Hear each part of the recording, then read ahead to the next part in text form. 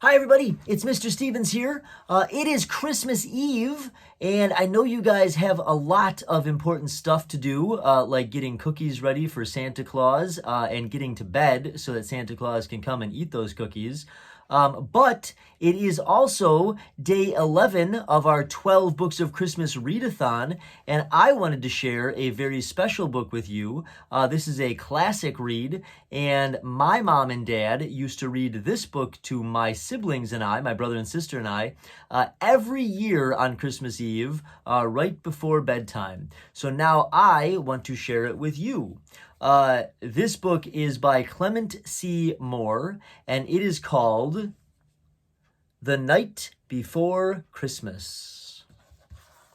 Let's jump in so you can get to bed.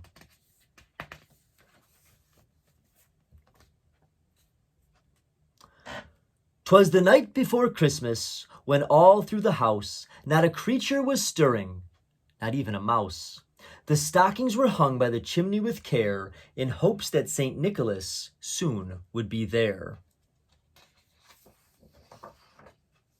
The children were nestled all snug in their beds, while visions of sugar plums danced in their heads. And Mamma in her kerchief and I in my cap had just settled our brains for a long winter's nap.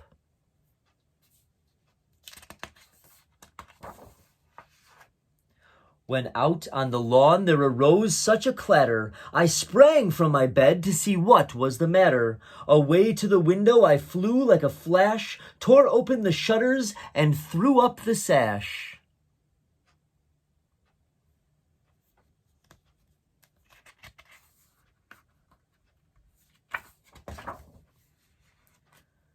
The moon on the breast of the new-fallen snow gave the luster of midday to objects below, when what to my wondering eyes should appear but a miniature sleigh and 8 tiny reindeer. With a little old driver so lively and quick, I knew in a moment it must be Saint Nick.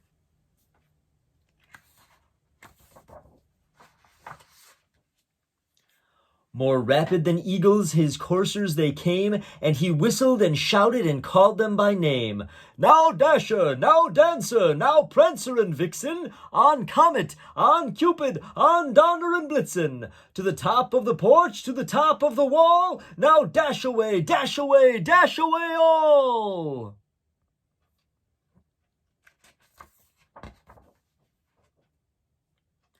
As dry leaves that before the wild hurricane fly, when they meet with an obstacle mount to the sky, so up to the housetop the coursers they flew, with a sleigh full of toys, and St. Nicholas too.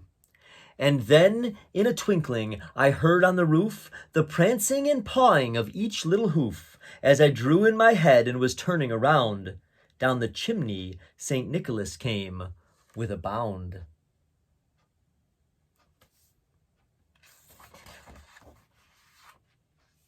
He was dressed all in fur from his head to his foot, and his clothes were all tarnished with ashes and soot.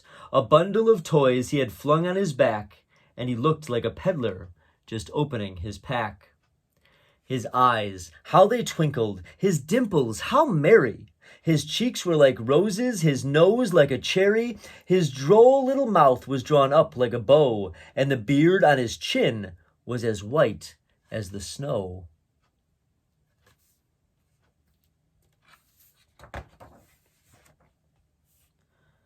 The stump of a pipe he held tight in his teeth, and the smoke it encircled his head like a wreath. He had a broad face and a little round belly that shook when he laughed like a bowl full of jelly.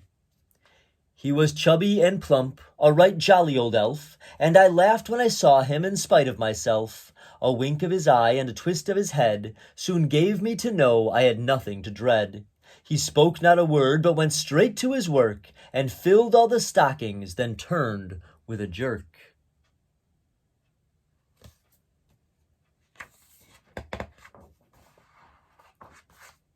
And laying his finger aside of his nose, and giving a nod, up the chimney he rose. He sprang to his sleigh, to his team gave a whistle, and away they all flew like the down of a thistle.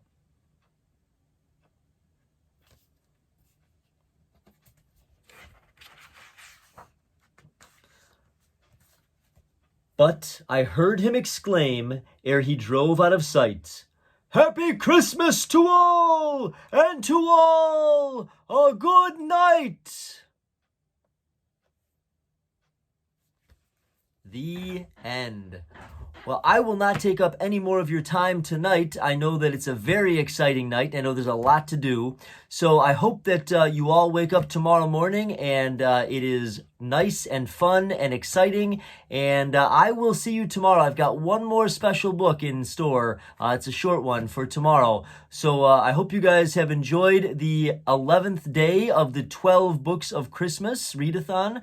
And I'll see you tomorrow. And you know what? As much as I'd like to say in the interim, don't forget to read, I understand if you can't tonight because it's a little bit busy. So in the interim, guys, Merry Christmas, and I'll see you tomorrow. Bye, guys.